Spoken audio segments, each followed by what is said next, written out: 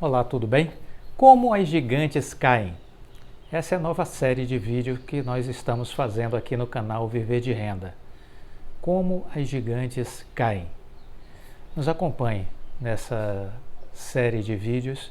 Nós estamos refletindo sobre alguns insights do Jim Collins, uma das maiores autoridades dos Estados Unidos sobre gestão empresarial.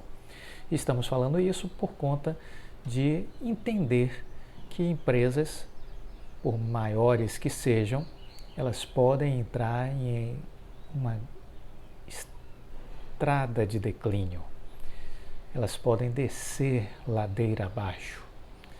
E algumas empresas podem até desaparecer. Isso é fato. E vamos pensar um pouco sobre a situação da Oi, que já foi uma gigante do passado.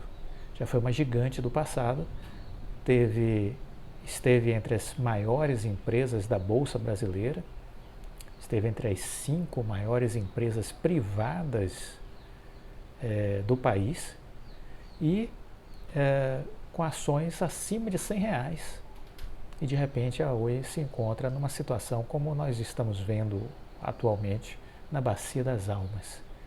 O que isso nos diz? O que isso significa? E mais, que outras empresas podem passar por situações assim difíceis? No passado, a gente olhando para a história do Brasil, a gente vai ver empresas como a Mesbla, uma gigante do varejo que desapareceu. A Varig, maior empresa aérea brasileira, desapareceu, não existe mais. Mas se a gente olhar para os Estados Unidos, a gente vai ver a Enron, que desapareceu. Vamos ver a Arthur Andersen, que também desapareceu. O Lehman Brothers ruiu. Então veja, o fato de você ter sido grande no passado não é garantia de que você continuará sendo uma grande empresa no futuro. Você pode tomar decisões equivocadas, errar as estratégias e entrar nos estágios do declínio, que são 5. É o que nós estamos discorrendo aqui nessa nova série Como as Gigantes Caem. Nos acompanhe. Bem-vindo ao canal Viver de Renda. Sou Cláudio Faleiro, formado em administração, consultor de empresas, investidor na Bolsa desde 2006. Criei o Viver de Renda para compartilhar experiências. Aqui eu não faço análise nem recomendação de ações. Eu procuro aqui trazer um pouco da minha trajetória profissional, do que eu aprendi, do que eu vivi na área empresarial como consultor e como investidor. 30 anos como consultor, 15 anos como investidor. Maratone os mais de 900 vídeos, estamos indo para 1000 vídeos no canal. Criei o canal em julho de 2020, então faça essa linha do tempo, vá subindo gradativamente essa escada dos vídeos, para que você possa então ir fazendo, analisando os vídeos como se fossem elos de uma corrente, porque coisas que eu falo aqui agora, de repente já tem conexão com vídeos de 3, 4, 6 meses atrás. Então vale a pena maratonar. Deixa o like e compartilhe com os amigos. Muito bem, quando o Jim Collins fez este livro, Como as Gigantes Caem, ele escreveu o seguinte: enquanto eu redijo esse texto, no final de 2008, eu estou diante de uma impressionante notícia. A General Motors, símbolo do poder empresarial americano, está esperando a salvação do governo dos Estados Unidos. Está à beira do fim do estágio 4, à medida que seu caixa está acabando. Nenhuma empresa que estudamos estava destinada a cair até o estágio 5, e cada uma delas poderia ter tomado decisões diferentes antes de reverter a queda. Mas depois que uma empresa caiu pelos estágios 1, 2, 3 e 4, as pessoas no poder podem ficar exauridas, exaustas e desanimadas, e acabam perdendo a esperança. E quando você abandona a esperança, pode começar a se preparar para o fim. Mas lembrem-se, esperança não basta. Você precisa de algo mais. Você precisa de recursos financeiros para continuar a lutar. Você precisa ter capacidade para fazer as melhores escolhas. Porque se você ficar apenas concentrado a tomar decisões de curto prazo relacionadas à sobrevivência da empresa, você não vai conseguir fazer a transição da empresa em dificuldade para uma empresa que possa construir um futuro promissor. Então é disso que se trata, é disso que a gente está falando. Muito bem, E quando a gente reflete sobre tudo isso, a gente percebe que muitas empresas acabam vivendo esse processo e, no caso da Oi, algumas coisas nos chamam a atenção. E aí eu fui buscar como referência para essa nossa série de vídeos algumas matérias do passado. Eu gosto de olhar para trás para aprender com a história, né? E aí tem coisas muito interessantes e que eu gostaria de compartilhar com vocês. É uma matéria que eu queria, a princípio, nesse vídeo, compartilhar com vocês, de 2014, de outubro de 2014. O título era 6 presidentes que comandaram a Oi e desistiram. Esse era o título da matéria. 6 presidentes que comandaram a Oi e desistiram. A empresa de telefonia Oi foi presidida por 6 CEOs. Zeinal Bava renunciou no último dia 7 de outubro. Sua relação com os investidores e controladores do grupo já estava desgastada por conta das dívidas contraídas por conta de uma operação com o grupo Espírito Santo de Portugal. Antes de Bava, outros presidentes assumiram a Oi com promessas de alavancar o negócio e desistiram. Não alcançaram as metas estabelecidas ou entraram em conflito com os controladores da empresa. Confira a seguir a história da empresa e de seus presidentes no decorrer desses últimos anos. Vamos começar com Manuel Horácio Silva, um dos primeiros presidentes da empresa, na época ainda chamada de Telemar. Foi Manuel Horácio Silva o responsável por assumir em fevereiro de 99 a companhia, um ano depois que ela havia sido criada. Ele deixou o cargo que ele tinha de diretor-presidente da Vale do Rio Doce para assumir a Telemar. E ela acabara de ser privatizada, criada pela divisão da Telebrás, e a gestão de Horácio Silva a transformou na mais eficiente empresa do setor de telecom. Então, isso se deve à gestão de Manuel Horácio Silva. Ele também presidia o conselho de administração das 16 operadoras que formavam a holding da Telemar. No entanto, acabou sendo afastado em julho de 2001 pelo conselho da empresa. Ele teria sido destituído porque os acionistas majoritários não estavam satisfeitos com o modelo de negócios implantado pelo executivo. Depois disso veio Ronaldo Iabrud e, na sequência, tivemos o Luiz Eduardo Falco, que foi o terceiro presidente da Oi. Luiz Eduardo Falco tinha grandes ambições para a empresa, ele precisava integrar a Oi com a Telemar.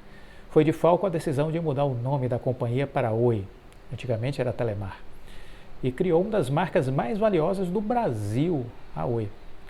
Por fim, após a aquisição da Brasil Telecom, que a empresa acabou se alavancando em dívidas para adquirir a Brasil Telecom, em abril de 2008, o executivo paulista passou a comandar o quarto maior grupo privado do Brasil, com um faturamento de 46 bilhões de reais e com 60 milhões de clientes. À frente dessa gigante, Eduardo Falco tornou-se um dos executivos mais bem pagos do país. No entanto, depois da fusão com a Brasil Telecom, começaram as especulações sobre sua substituição. Em abril de 2011, ele anunciou que anteciparia a sua saída para o final de junho. E o motivo foi a insatisfação dos controladores da empresa com o endividamento da companhia, que já estava na casa dos 22 bilhões de reais. Na sequência veio Francisco Valim, que havia sido presidente da Serasa Experian. Francisco Valim, ele chega em junho de 2011, ele tinha deixado o cargo de presidente da Serasa Experian e assumiu o comando na Oi. No entanto, assim como seu antecessor, deixou os acionistas descontentes. Veja vocês. 8 meses depois de ter sido contratado, ele apresentou um plano ao conselho, teve carta branca para isso, mas não entregou os resultados pactuados. Assim, ele deixou o cargo em janeiro de 2013, por não ter cumprido as metas de crescimento estabelecidas para o ano anterior.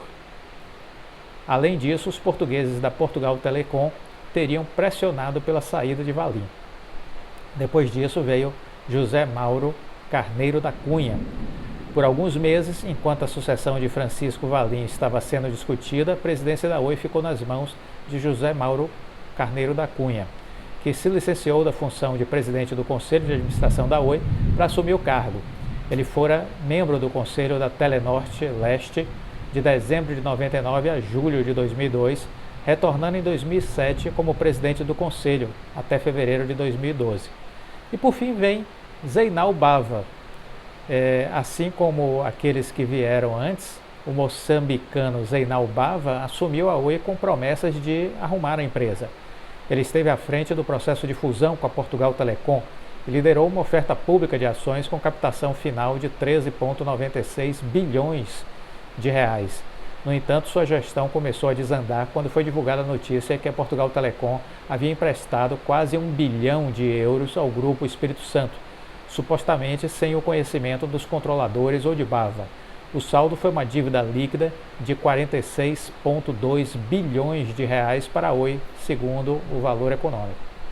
A relação com os sócios nacionais da Oi, Andrade Gutierrez e o Grupo La Fonte, desgastou-se após o rombo de quase 3 bilhões deixado por título de dívidas adquiridos pela Portugal Telecom no começo do ano da Rio Forte, holding do Grupo Espírito Santo. Em outubro de 2014, Zeinal Bava renunciou ao cargo. Então, veja, uma grande troca, uma grande dança das cadeiras ao longo da história da Oi. E são essas mudanças que vão fazendo com que a companhia comece a perder o rumo. Então, veja, problemas com os controladores, com os acionistas que não se entendiam, problemas nas escolhas dos executivos, executivos que entravam em rota de colisão com os controladores da empresa, decisões estratégicas que não deram certo, como a aquisição da Brasil Telecom, que gerou uma dívida muito grande, aquisições como a fusão, a associação com a Portugal Telecom, que também resultou numa dívida muito grande. Tudo isso foi gerando um problema, uma bola de neve que só foi crescendo. E a rotatividade dos executivos, as mudanças de planos, visões cada vez mais de curto prazo e uma abdicação de olhar o longo prazo, de planejar a empresa para o futuro. Esse é o caldo de cultura perfeito para a degeneração de uma organização, para a degradação de uma empresa. Assim, acaba prevalecendo um clima de desconforto entre todos que estão dentro de uma empresa vivendo essa situação dramática. E nesse caldo de cultura, né, os talentos acabam saindo da empresa, acabam buscando oportunidade em outros ambientes. Dentro da empresa predomina o desânimo, a confusão, o medo, o receio, e a empresa começa a evoluir rapidamente. Os estágios do declínio do 1, 2, 3, 4 e chega finalmente à antessala do estágio 5, que é o estágio terminal, que as empresas efetivamente desaparecem. E essa é a questão que nos faz avaliar e estudar a situação da Oi, tentando entender um pouco essa dinâmica, esses acontecimentos e ao mesmo tempo perceber os fatores que explicam essa degradação, essa degeneração. A gente precisa contextualizar tudo isso e entender do ponto de vista empresarial para tirar as lições, compreender o que aconteceu, compreender como chegamos a essa situação e depois começar a perceber o que faz com que a empresa comece a se reinventar. Porque sim, existem empresas que chegam ao estágio 4 do declínio e que conseguem se recuperar. Esse será o caso da Oi? Interrogação. Essa é a pergunta que a gente está tentando responder. Mas fica para todos essa grande reflexão sobre todo este contexto que estamos vendo aqui nessa série de vídeos. Como as gigantes caem. Isso é muito importante. Gostou do vídeo? Deixa o like, compartilhe com os amigos. Fique com Deus e até a próxima. Tchau.